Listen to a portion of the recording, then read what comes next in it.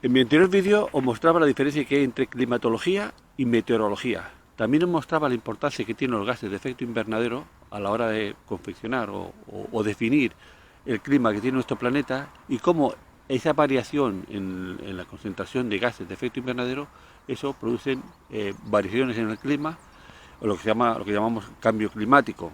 El enlace lo podéis tener abajo en la descripción. En este vídeo os mostraré cómo se producen los cambios climáticos de origen natural y cómo los produce el hombre, así como sus efectos.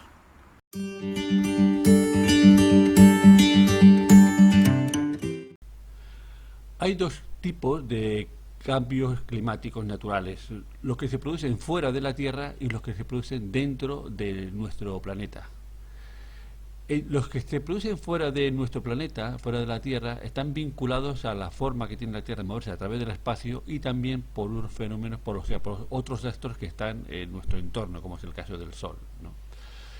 Empezamos por la propia rotación de la Tierra. La propia rotación de la Tierra hace cambios climáticos de ciclo diario entre el clima del día y el de la noche. La traslación de la Tierra alrededor del Sol ese produce cambios climáticos de un periodo anual y son cada uno del clima que tiene a lo largo de todas las estaciones del año. No es lo mismo el clima de verano que el clima de invierno. Este movimiento que hace parecer la Tierra a una peonza, a un trompo, se llama precesión de los equinoccios, tiene un ciclo de unos 26.000 años y alterna el clima del hemisferio norte con el hemisferio sur. En este gráfico se representa en rojo las variaciones de temperatura debidas a la precesión de los equinoccios. En la siguiente, en verde, están representados la diferencia, los cambios de temperatura a causa de la oblicuidad, o sea, el eje de la Tierra se encuentra actualmente a unos 23 grados inclinado con respecto al eje de la órbita terrestre, y esa inclinación va cambiando en ciclos de 41.000 años. Pues esos cambios también provocan variaciones en la temperatura y quedan reflejados en el gráfico. El siguiente, en azul, están las variaciones de temperatura debido a la excentricidad de la Tierra, o sea, el Sol no ocupa el centro de la órbita terrestre, sino que a veces se acerca más, se acerca menos, y eso produce también fluctuaciones en la temperatura de la Tierra. En amarillo, por último, están las variaciones de temperatura a causa del forzamiento solar. O sea, el Sol no calienta igual siempre, sino que a veces calienta más, calienta menos, y esas fluctuaciones también son conocidas y están reflejadas en ese gráfico. Pues bien, cuando se solapan todas las causas que favorecen, por ejemplo, un enfriamiento, se suman todos esos factores que favorecen un enfriamiento, aparece en la Tierra un periodo glaciar. Y cuando se solapan todas aquellas causas que provocan un calentamiento, se produce en la Tierra lo que se llama un periodo interglaciar. Depende de los que se sumen o los que se resten, si son los cuatro, si son tres, y a ver qué dos se suman, pues esas son las variaciones de temperatura entre los niveles de frío máximo y de calor máximo en la Tierra. Son factores sobradamente conocidos y que no tienen nada que ver. En la actualidad no se dan ningún caso de estos que justifique que el calentamiento que estamos sufriendo ahora tengan un origen natural. Hay otros factores que influyen en el cambio climático, pero que no son periódicos, sino que vienen de improviso, como es el caso de los meteoritos. Aparte de eso, estos son los factores externos y hay factores internos. Los factores internos vienen provocados por erupciones de volcanes, que son también imprevistas, no tienen ningún ciclo, ni siempre vienen de sorpresa. Otras veces son por los cambios de las corrientes marinas que están provocadas por el calentamiento del magma terrestre. También tampoco se pueden prever, vienen al azar. Y hay también otros factores como la propia vida. La propia vida en el planeta provoca también cambios climáticos. Por ejemplo, la cantidad de fitoplancton que hay en el mar. El fitoplancton absorbe CO2, y si hay mucho fitoplancton absorbe mucho CO2 y el planeta se enfría, y si hay poco fitoplancton pues entonces se acumula más el CO2 y la Tierra se calienta. En este gráfico, en azul, podemos ver cómo ha variado la temperatura en los últimos 450.000 años. En verde vemos cómo en el mismo periodo de tiempo ha cambiado la concentración de CO2 en la atmósfera. Si superponemos las dos imágenes vemos que coincide casi al 100%. Como dato curioso, el último gráfico, el rojo. En el rojo vemos la concentración de polvo en la atmósfera producido casi siempre por volcanes. En este caso voy a poner un ejemplo de ellos, algo que ocurrió hace 75.000 años. Hace 75.000 años, en el lugar que hoy día ocupa el lago Toba en Indonesia, había un enorme volcán que entró en erupción y provocó, por la cantidad de polvo que dejó en la atmósfera, un invierno que duró unos 5 o 6 años. Ese invierno, ese cambio climático, esa bajada de temperatura brutal que se produjo en aquel momento, provocó que casi la especie humana desapareciera, porque en aquel tiempo habría se calcula que había varios millones de personas, de seres humanos, de Homo sapiens en el planeta, y quedaron reducidos a tan solo 5.000, es lo que se llama un cuello de botella. Se sabe porque analizando el ADN de distintas partes de la población de distintas partes del mundo, sabemos que todos los humanos de hoy día descendemos de un pequeño grupo que vivió en ese tiempo en África. Fijaos lo importante que puede ser un cambio climático y cómo puede afectar a la especie humana. Que no solo ocurrió en la especie humana, también se ha detectado ese mismo fenómeno y también con el mismo tiempo, con la misma época, en los guepardos. Los guepardos también, todos los guepardos de los cuales descienden de una pequeña población de hace 75.000 años. Y seguro que si se hace el análisis en otras especies, se encontrarán datos similares. En este gráfico hecho por la Universidad de Salamanca en el año 1993, vemos cómo ha cambiado la temperatura en los últimos 18.000 años. Ahí podemos ver la pequeña era glacial de la Edad Media, de la que muchos negacionistas hablan, el periodo cálido del Holoceno, una pequeña era glacial que hubo hace 11.000 años y la gran era glacial de hace 15, 18.000 años que el planeta estuvo frío 4 grados por debajo de la temperatura actual. Bueno, todo el mundo dice que que el cambio climático de ahora es natural, que no es cierto, como luego lo veremos, pero aunque sí fuera, como que sí fuera, las cosas no pintan bien. Que fuese un fenómeno natural, démonos cuenta que en la última era glacial, esta de hace 18 o 15 mil años, el casquete polar llegaba hasta los Pirineos. Y en España sí, pues andaban con toda tranquilidad mamut y hombres de Neandertal. Después subió la temperatura hasta la temperatura actual, el casquete polar se ha retirado hasta la posición actual, tenemos elefante y tenemos Homo sapiens. En principio parece que todo ha pasado sin pena ni gloria, excepto por dos pequeños detalles. No hay mamut y no hay neandertales. O sea que la última glaciación natural se llevó a muchas especies por delante, incluida el hombre neandertal, que era un ser bastante parecido a nosotros. En este autográfico tenemos el cambio de temperatura en el último 2 millones de años. Estos datos, como sabéis, han sido recogidos por las muestras, por los testigos de hielo, de los que expliqué ya en el vídeo anterior. Ahí en azul tenemos la época glacial, la época de más frío, y en rojo los periodos cálidos.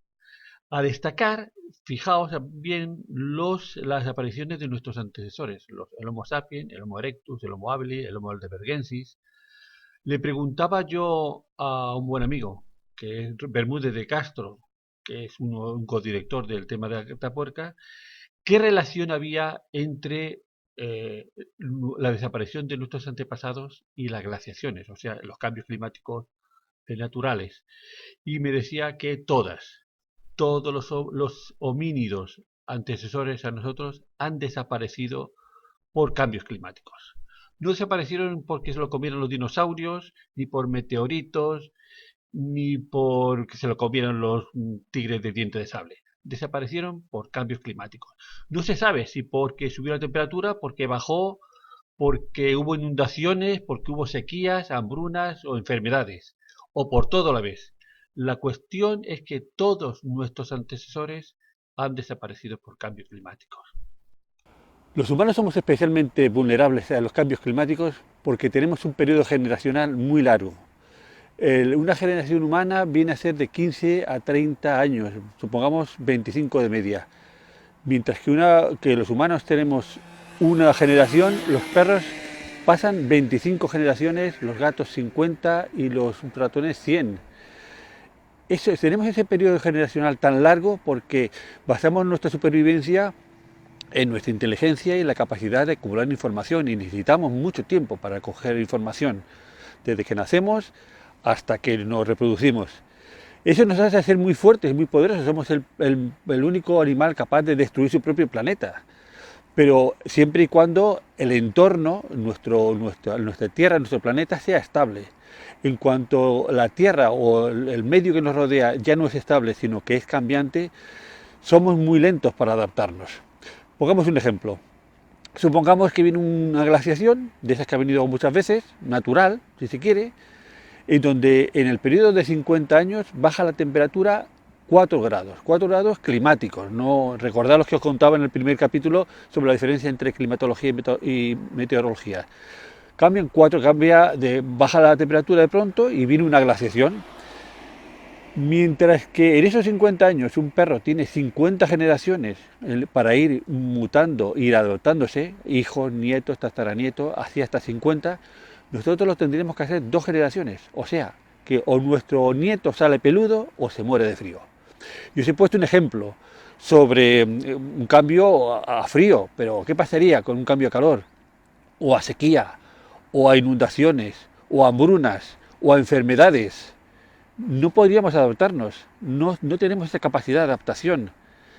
Y manda narices que, siendo nuestro punto flaco los cambios climáticos, encima seamos nosotros los que lo provoquemos.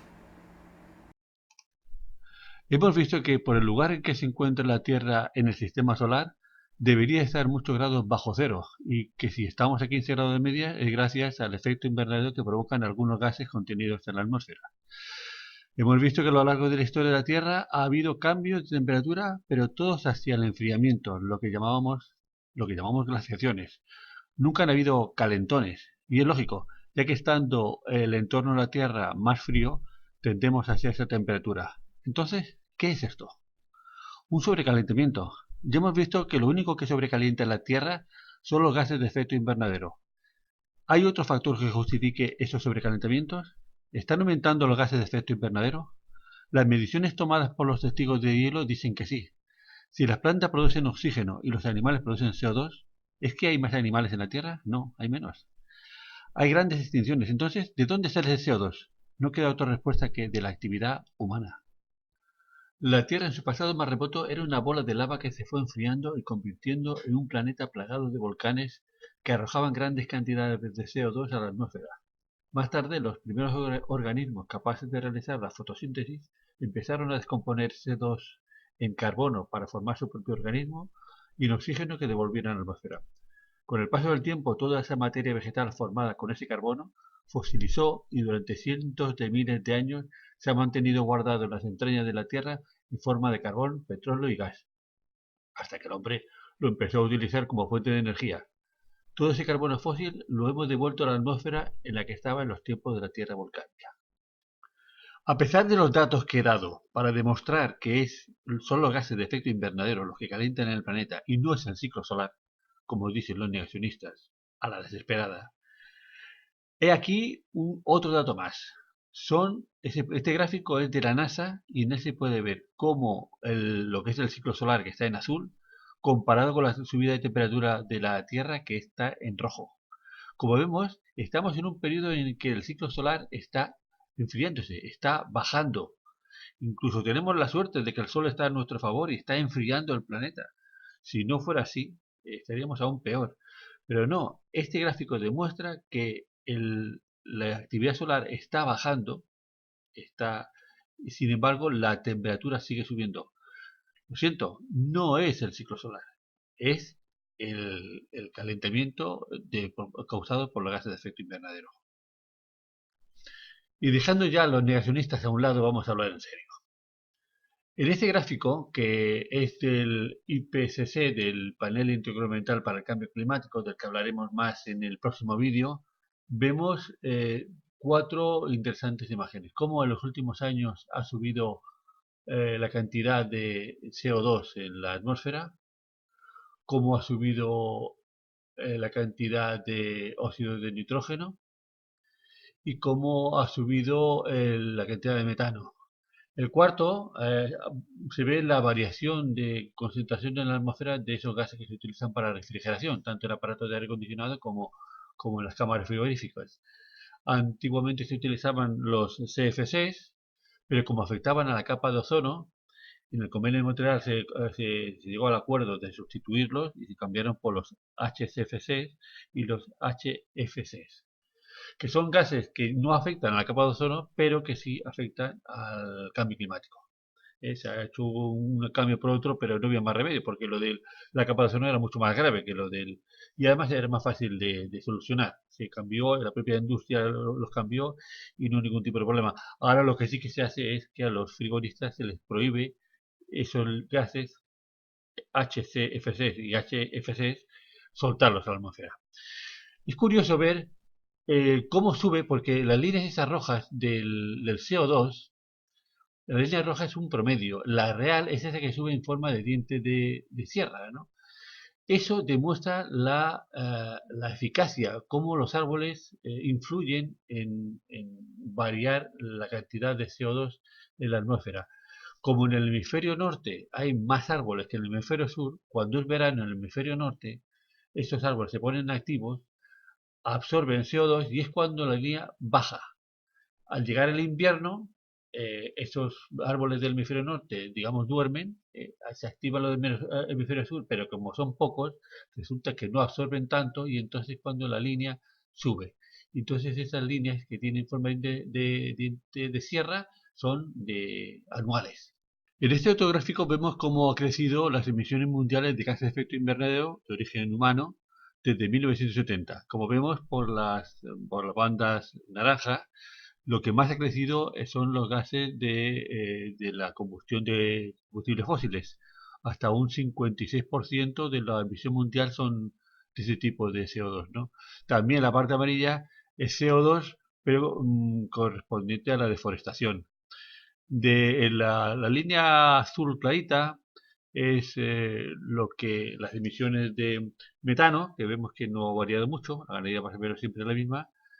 En morado están los óxidos de nitrógeno y hay una pequeñísima cantidad, un 1% de gases, estos gases fluorados, que vienen de las cámaras frigoríficas. Como vemos, el CO2, insistimos en la importancia del CO2 porque el CO2 total de lo que emitimos es casi más del 75% de las emisiones totales mundiales, es CO2, con el agravante de que es un gas que se acumula, que tarda 200 años en degradarse y por lo tanto se va quedando en la atmósfera mucho tiempo. En la Unión Europea vemos que la mayoría de los gases de efecto invernadero proceden del sector eléctrico en un 28%, en el transporte un 21%, en la industria un 20%, en los hogares y las pequeñas empresas un 17% y de la agricultura un 10%. En esta animación vemos como a partir de 1850 los países han ido emitiendo gases de efecto invernadero. Durante el siglo XIX, quien más emitía era Inglaterra, en el siglo XX ha sido Estados Unidos y ahora en el siglo XXI ha tomado la delantera lo que es China.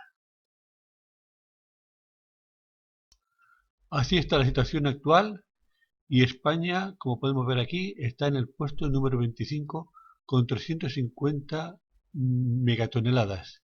Es el 0,8% del total. Y no me olvido el metano. Lo que pasa es que el metano es menos, hay menos cantidad que de CO2 y además se degrada en solo 10 años. Pero sí, el metano es otro gas importante en lo que se refiere al calentamiento global. Y aquí en esta imagen vemos cómo la ganadería es quizás de lo que más metano emite, a razón de 120 kilos al año por animal, pero también las ovejas, los cerdos y, como no, los humanos también. Y somos 7.000 millones. 7.000 millones a un kilo al año, pues son muchos kilos. Y por si no tuviéramos pocos problemas, encima, pues el señor Bolsonaro se dedica a quemar la Amazonía cuando los árboles son nuestros mejores aliados para acabar con el CO2. Resulta que no solo acaba con los árboles, sino que al quemarlos emiten CO2. Pero no solo desde Brasil, también como vemos en Indonesia y en la cuenca del Congo, donde hay árboles, hay incendios. Además se deforesta salvajemente en Indonesia para cultivar aceite de palma y el biodiesel, y en la parte de Brasil para cultivar soja, y sin importarles si tienen que matar o echar de sus tierras milenarias a los indígenas que han estado viviendo allí durante miles de años. Los climatólogos dicen que a lo largo del último siglo la temperatura media del planeta ha aumentado en 0,6% y en Europa en particular en casi un 1%. A nivel mundial, los 6 años más cálidos desde que se conservan registros, o sea, desde 1960, han sido precisamente estos últimos, dándose la circunstancia que cada año se superan los datos del anterior. Los climatólogos prevén que esta tendencia se acelere, aumentando la temperatura media del planeta entre 1,4 y 5,8 grados de aquí a 2100, y las temperaturas en Europa entre 2 y 6,3 grados centígrados. La mayor parte de esta energía se va almacenando en los océanos, el 93,4%, el resto en la atmósfera. Esta diferencia entre la temperatura del mar y la temperatura de la atmósfera son las que están provocando los grandes huracanes y la que está provocando las danas o las, ¿cómo le llaman eso?, las gotas frías en el Mediterráneo. También favorece el deshielo en la parte del Ártico, porque en el Ártico tenemos hielos flotantes, mientras que la Antártida, como los hielos están sobre continente sólido, les cuesta más, no solo a veces, no solo no se derrite, sino que incluso hay un poquito más de hielo. En este gráfico vemos cómo ha subido la temperatura del mar desde 1880 hasta el 2018. Ha subido casi un poco más de medio grado. Ese calentamiento afecta a las corrientes marinas, que incluso las corrientes cálidas están llegando ya, como vemos, al Mediterráneo.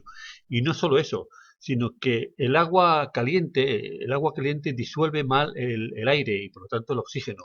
¿Habéis visto cómo en los países, en las playas tropicales, el agua es muy cristalina? Eso es debido a que no tienen vida, porque el agua caliente disuelve poco oxígeno y como no hay oxígeno no puede haber vida en ellos. Si a esto le añadimos que el CO2 al disolverse en el agua forma ácidos de carbono, ácidos carbónicos, disminuye el pH del mar y eso también dificulta a la vida marina. Como decía, un mar caliente y una atmósfera caliente favorece el deshielo, sobre todo en el Ártico, que como decía son hielos flotantes. En este gráfico podemos ver cómo a lo largo de los años el deshielo se ha ido incrementando. En esta otra imagen que ya es muy conocida, incluso hay un pronóstico de que sobre el año 2100 el hielo del Ártico puede desaparecer. Esto ya es muy sabido, ¿no? Que este deshielo va a aumentar el nivel de los océanos y aquí están unas representaciones de a qué partes de Europa le puede afectar. Algunos lo ven como una buena noticia, ¿eh? Pueden ver una forma de abrir nuevos negocios y nuevas rutas oceánicas que pueden llevar desde París hasta Pekín sin tener que pasar por el canal de Suez y algo similar ahí también en América para no tener que pasar por el canal de Panamá. Aunque en la Antártida no se está produciendo un deshielo tan fuerte como en el Ártico, ya se notan lagos que producto del deshielo. Otras pruebas muy evidentes son cómo está retrocediendo los hielos en los glaciares como del Spare Glacier, del Parque Nacional, o este de Uppsala, o este otro, son muy conocidos. No solo hay de hielo en el hielo de superficie, sino también en el permafrost, que son hielos subterráneos que hay mucho en la zona de Siberia. Ese deshielo produce derrumbamientos, pero no solo eso, sino que está liberando metano que había almacenado producto de la descomposición de organismos ya fosilizados antiguos, y también la liberación de algunas enfermedades como el anthrax. Otros dos efectos son cómo han aumentado las inundaciones y la frecuencia de estas, así como las tormentas y las sequías o las temperaturas extremas. En cuanto a la pérdida de biodiversidad, es muy conocido el caso de los osos polares.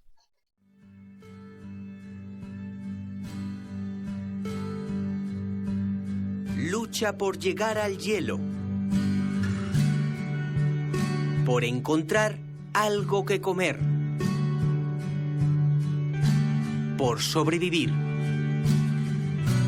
Es un oso polar y sufre las consecuencias del cambio climático.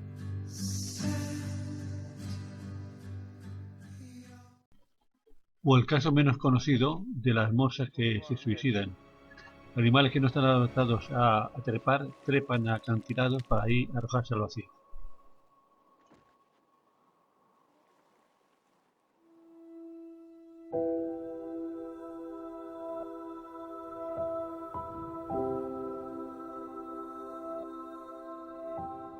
There's probably 200 or 300 dead walrus on like a half-mile stretch of beach here. They're exhausted because they're having to swim 100 miles now to get to food, and then coming back here because it's the only place to sleep. They used to sleep on the ice, dive down, eat the food, sleep on the ice, easy. And now they're swimming 100 miles, coming to this place, climbing cliffs, and they're just exhausted and falling down and either being killed falling or just crushing each other because there's several thousand crammed onto little tiny bits of beaches. This is the sad reality of climate change. They'd be on the ice right now if they could be, but there's no option but to come to land. And they're just a danger unto themselves. Really hard to watch and witness this. It's just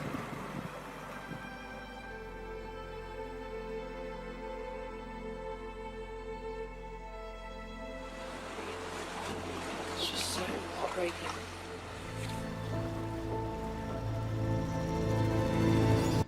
En el lado opuesto, en Australia, animales hasta ahora tan abundantes como los koalas están desapareciendo por los incendios forestales.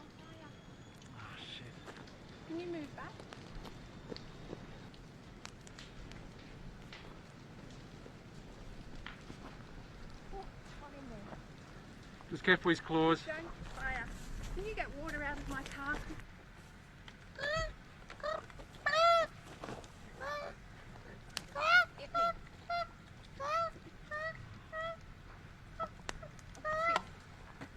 Do you want to put him in the blanket and bring him out of the hot stuff?